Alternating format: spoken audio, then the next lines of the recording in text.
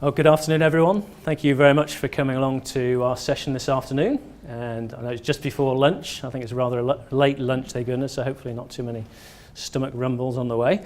My name is Jonathan Betts. I'm co-founder and director for Science Warehouse, and I'm here today to talk to you about what we called intelligent procurement and how data and technology combine to create strategic value in procurement.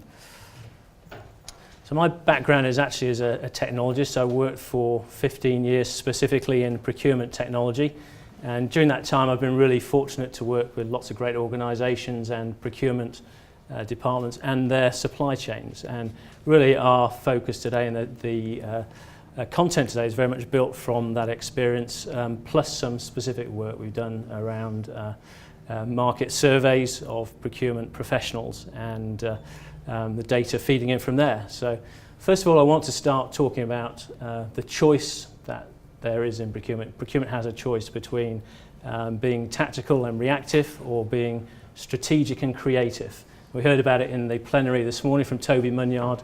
A lot of the themes that he mentioned in there I think have really come through in my session today as well.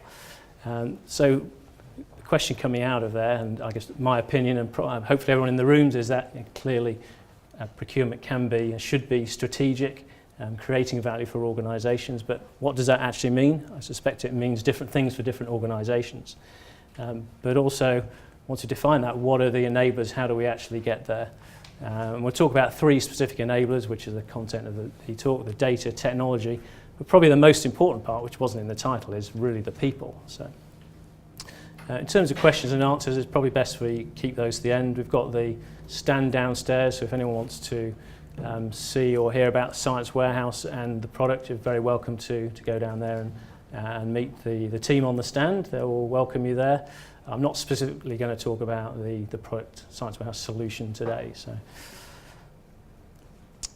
just a quick snapshot on Science Warehouse itself. So the business has been operating for the last 14 years.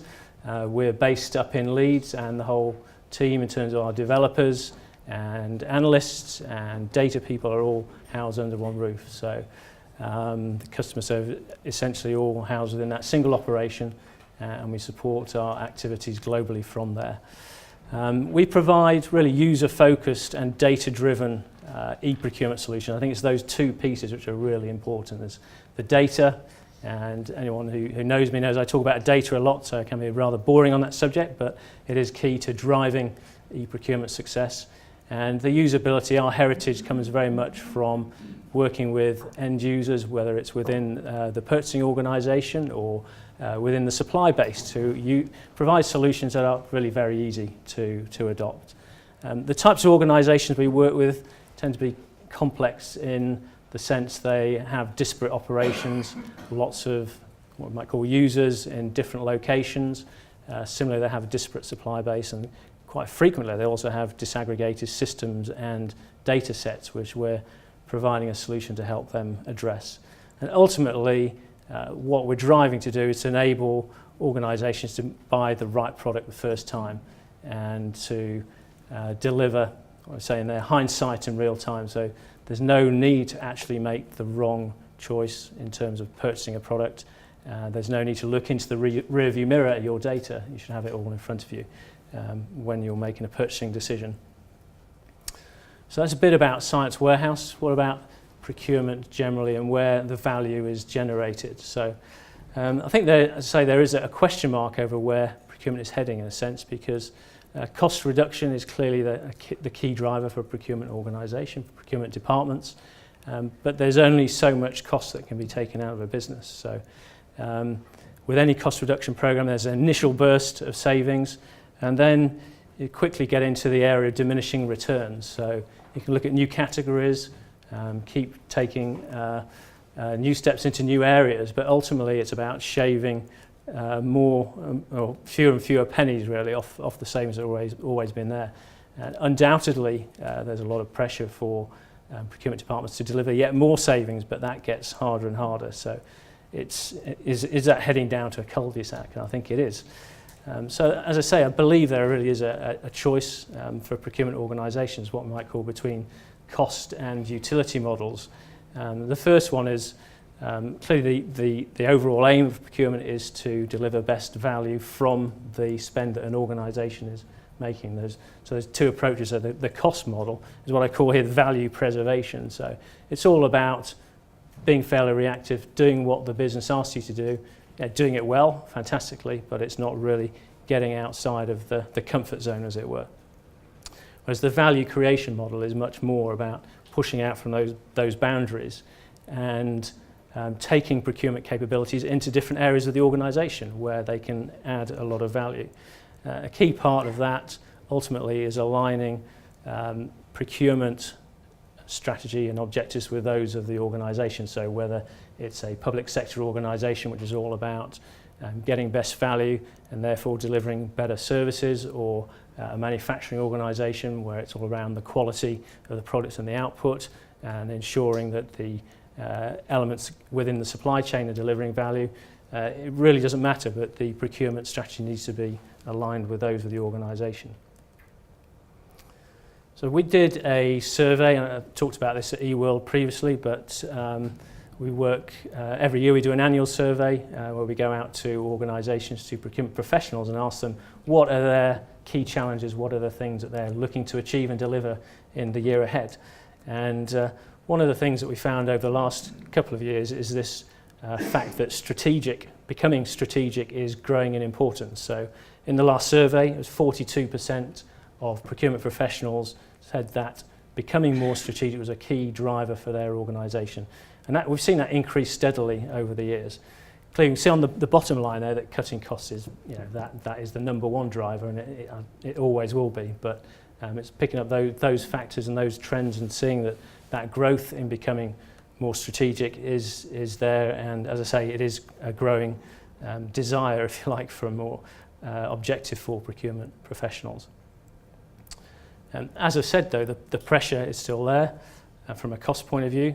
In our survey for the last financial year, 27% delivered 10% savings or more, but nevertheless, every department, every procurement organisation is being asked to deliver even more savings. So for 3/4 of the organisation survey, they have to deliver up to 10% savings, and a quarter of them was actually more than that 10% figure. So I'm going to come on to now talk about this move towards strategic procurement, what it is, and as I say, the enablers for getting there. So there are three parts. There's the technology, which I'll cover, there's the data, and there's the people as well. And I think it's that latter point which is a really important factor. So we're in now what is the start of the second machine age. So the first machine age was when basically muscle power was replaced by machines, and the high labour jobs, the blue-collar jobs, were replaced, manual works replaced by machines. We're now saying with the second machine age that it's actually decision-making and cognitive abilities which are increasingly being replaced by computers and software. So there is actually a question of whether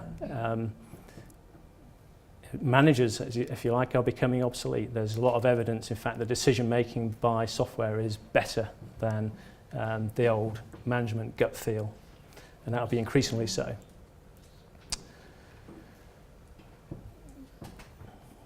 So in terms of, just to talk a little bit about what do we mean by strategic procurement? As I said at the beginning, I think it will mean different things to different people. It will depend on what your objectives as an organisation are and your particular department and team. But there's been quite a bit of work over the last few years to look at this. One piece of work I like particularly is from Samuel Rashid and is this beyond procurement concept. And there are a number of elements which have been highlighted in that work which are interesting in terms of how they, as I say, apply procurement skills, capabilities, know-how throughout the organisation to deliver more than just pure cost saving. So there's elements such as innovation sourcing. So this is working with suppliers to actually pick up on the innovations that they're delivering and incorporate them within your own product development, within your own organisation, for example. There's elements such as total cost-based management, which is really applying what procurement has been applying with its suppliers, but across the whole of the organisation. So it could be a product development process, for example, where there's a requirement for cost management as part of that, and procurement clearly has the skills and capabilities to actually deliver that for the organisation. Extended SRM, I'm sure that people here will be able to talk a lot more than I can about supplier relationship management, but clearly it's another area where that interactivity with suppliers and encompassing them more within the framework of the overall business operation, not just between the supplier and the procurement department, is an area for value creation. And then business services is quite a simple one, but it's probably more around the actual shared services model to a degree. So but maybe extending beyond the traditional PO and transactional processing into other areas as well, because clearly there are skills in managing those elements within a procurement operation.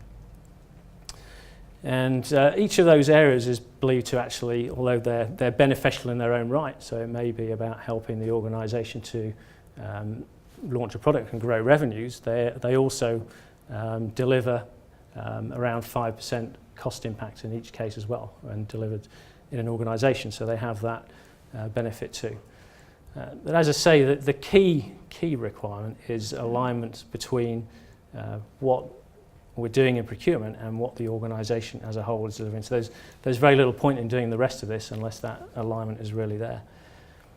And so we actually looked at this in our last survey and to understand where organisations have actually got to in terms of moving through the levels from a tactical operation to a strategic one. And the first one on the list is around just a standard measure of procurement effectiveness, and there we found that 2/3 of organisations measure and manage compliance to procurement decisions. Well, one would hope so. So one wonders actually what the other third are doing, but potentially there are many organisations which don't actually have a professional procurement function, so it may be that they're not actually doing that to any great degree.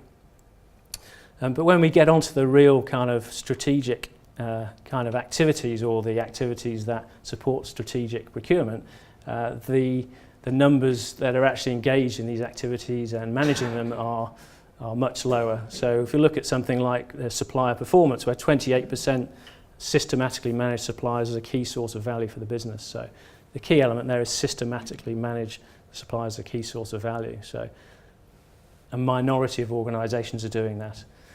And then the third point, which is the key one around aligning with organisational objectives, again, only 1/3 of organisations are actually working with a well-defined procurement strategy aligned with their business priorities.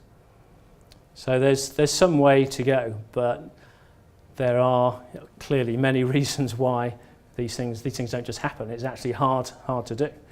And this is where I introduce our old friend, the spend monster, who basically eats all our pound notes.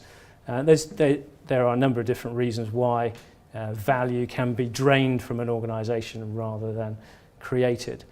Or maybe I say there are other activities that will be happening within an organisation and within the external environment which actually impact on the operation and don't allow the resource to be devoted to the strategic activity. So there's always the external factors, and clearly in a procurement environment that's very much part of the day-to-day activities, dealing with the external supply base and understanding and working with changes in the economy. So these are massively outside our control. We can only respond to them, but we need to be able to respond to them in the best way we can. There's elements such as the regulatory environment which clearly have an impact on purchasing. That's something which can be managed and driven through, but again, it's something that ultimately is outside our total control. And then organisationally, there are often barriers to proceeding, because there are a lot of factors such as, what I'm saying in terms of systems, legacy systems. So a lot of organisations have either grown by acquisition and therefore have lots of different systems that they're using, or they may be a an organisation which is growing and then their previous system is not fit for purpose anymore. So there's those kind of demands on an organisation to be able to work within often a fragmented environment, which leads, that in itself can lead to fragmentation of data. That's something that we see a lot with many different organisations, that and many very successful organisations, but they really struggle to really pull out their data and assemble it in a way that they can access and interrogate in a meaningful fashion, because it's held in so many, either internally within their organisation or within the supplier systems. It's just not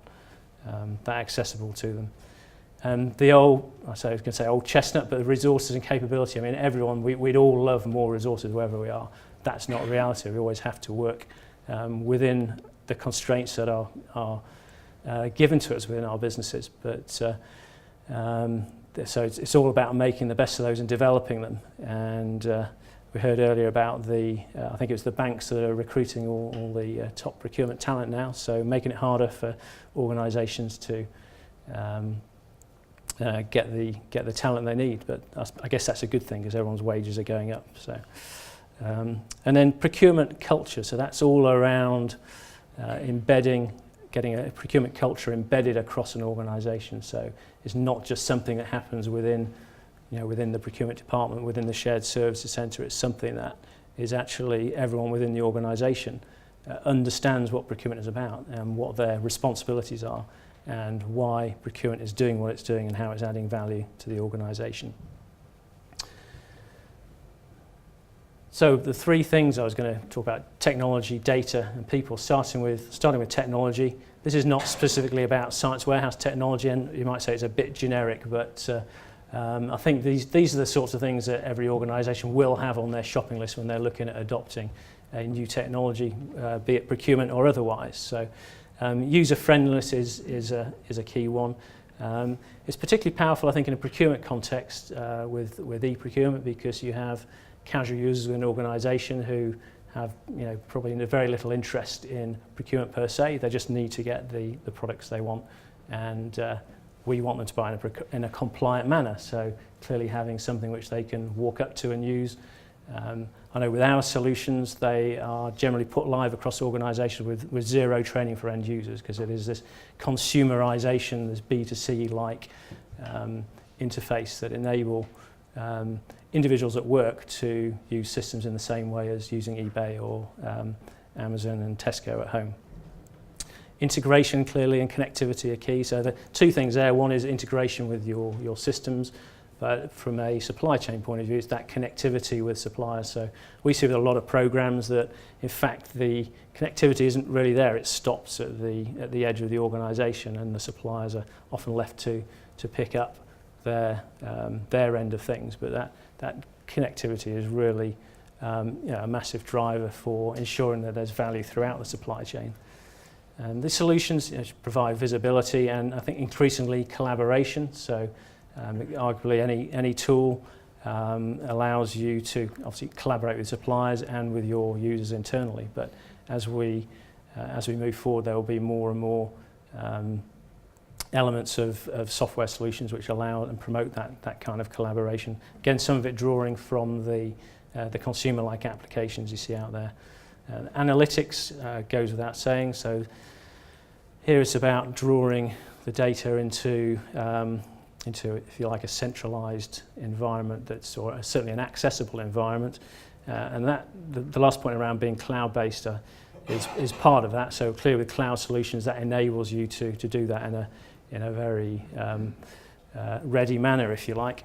And the argument about, I mean, we offer a cloud solution, so you would say cloud is great, but clearly it has pros and cons. But I think the argument around the economics is definitely being made now. So I saw a slide the other day, a couple of weeks ago, where it showed where the cost of ownership it was a bit like an iceberg. They'd shown, so for traditional on-premise software, the software license costs were 9%, and the bulk of the iceberg was all the support and implementation and consultancy which goes around implementing that solution, whereas for the cloud solutions, it was the iceberg was the other way up. So not quite sure how it floated, but that was the concept.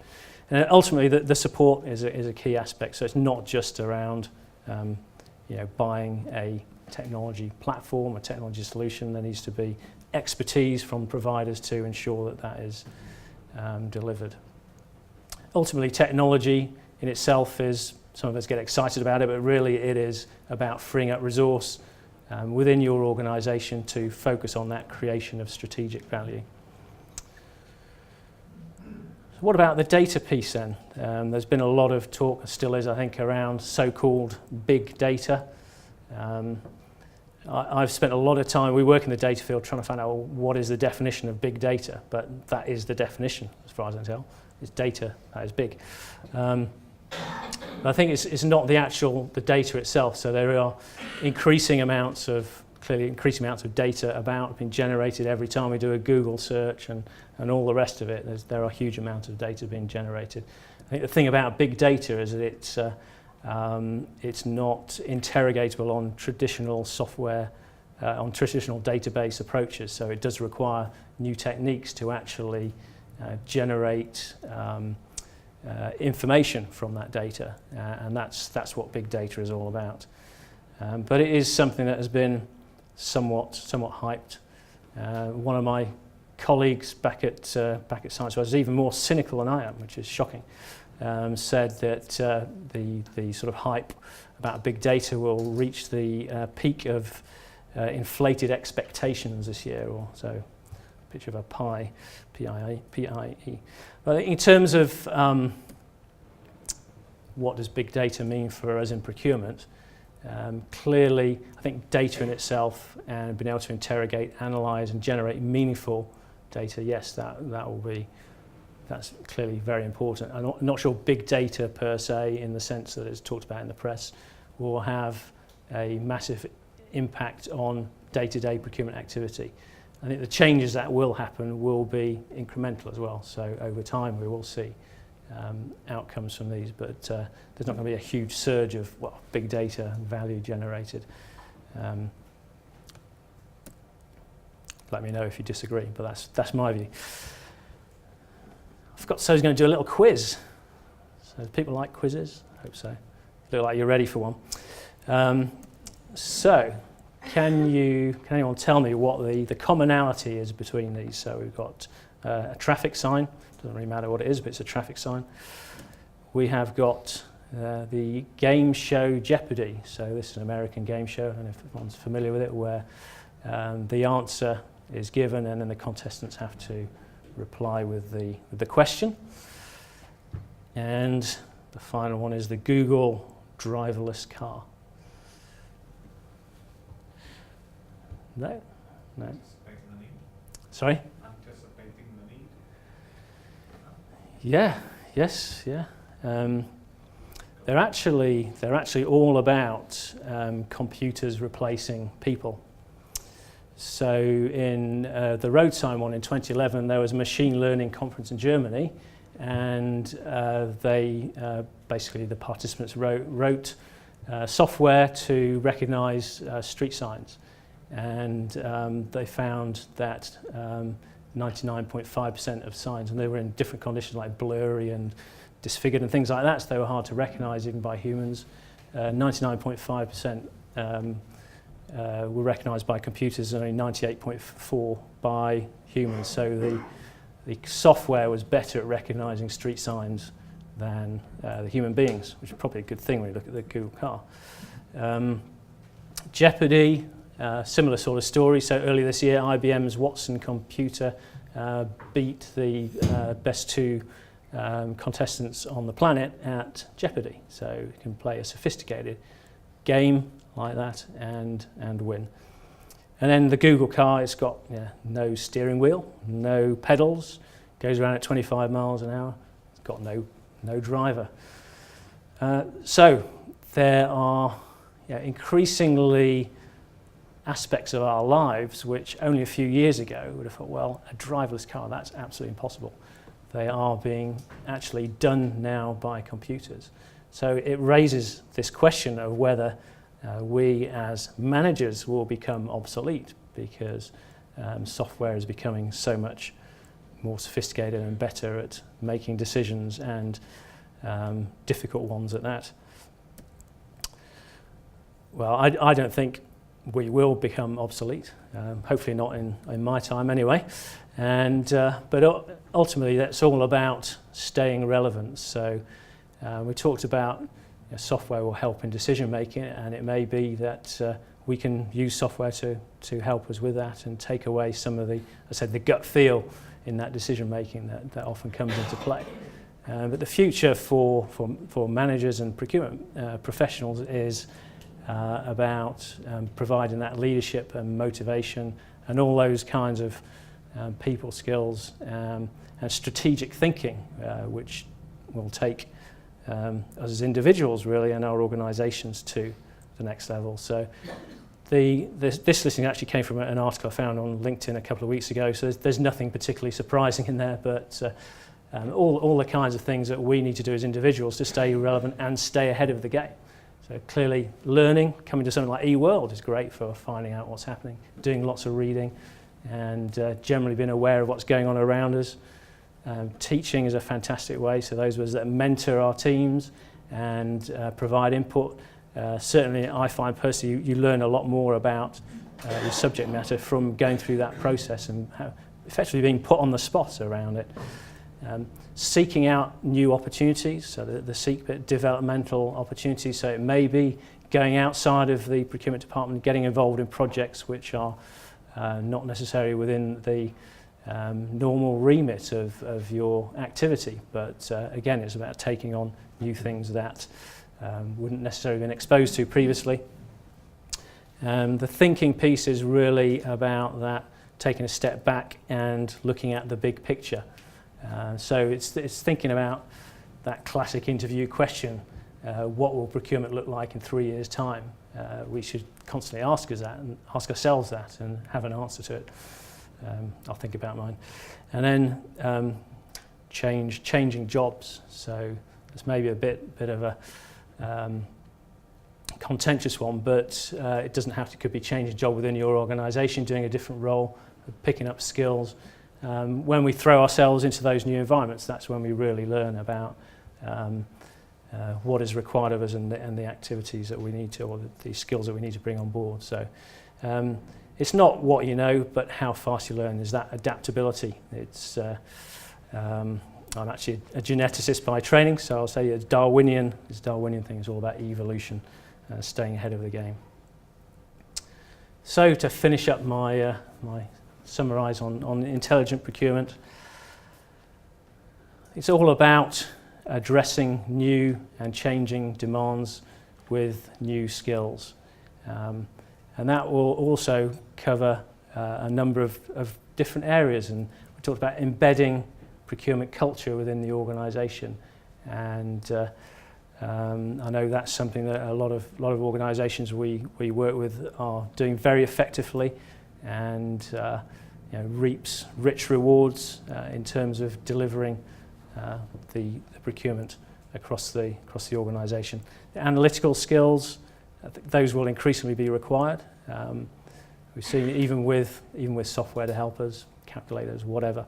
The analysis, it is about having number skills, but it's being able to look at data and interpret it and use it in the right way and make the right decision. Excellent market knowledge goes without saying. Again, Toby was saying earlier about actually procurement is in a really powerful position because we're talking to suppliers and they can tell us a lot of what is going on in the market and provide a lot of information, which is possibly the CEO may not even know, but would definitely want to know about, or the CMO, whoever it is. Negotiation ability goes without saying. That's another area where in fact procurement can add value elsewhere within the organisation. So procurement professionals are highly trained in negotiation ability, but how about transferring those skills to your sales team, so they're on the other side of the bench. And I said seeing the big picture, and ultimately about providing, creating a vision for new outcomes, and with the ability and sophistication to actually bring those to fruition.